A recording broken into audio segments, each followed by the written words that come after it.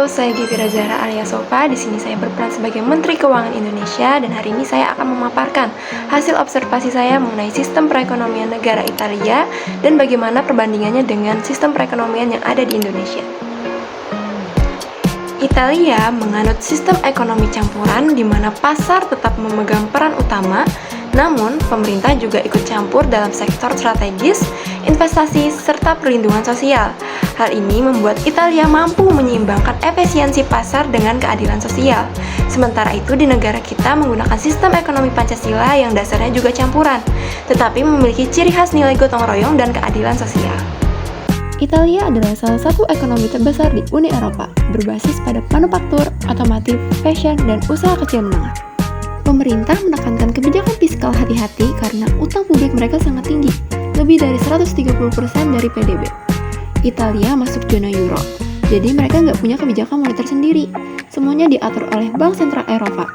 Akibatnya, strategi mereka berfokus pada reformasi struktural, investasi publik, serta memanfaatkan dana pemulihan Uni Eropa yaitu Next Generation EU. Keunggulannya, Italia mendapat akses pendanaan besar dari Uni Eropa yang membantu pembangunan tanpa langsung menekan APBN.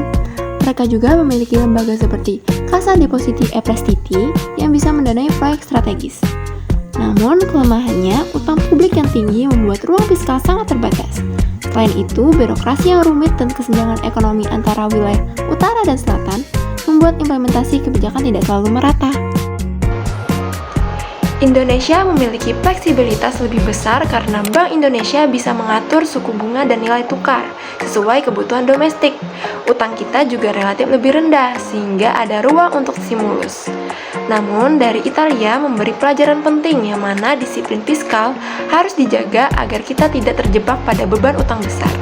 Selain itu, instrumen pembiayaan publik swasta seperti di Italia perlu kita perkuat supaya investasi infrastruktur dan transisi energi bisa berjalan lebih cepat. Kesimpulannya, baik Italia maupun Indonesia sama-sama menganut ekonomi campuran, tetapi dengan karakter yang berbeda. Italia menyeimbangkan pasar dan negara dalam kerangka Uni Eropa, sedangkan Indonesia menempatkan nilai Pancasila sebagai dasar pengelolaan ekonominya.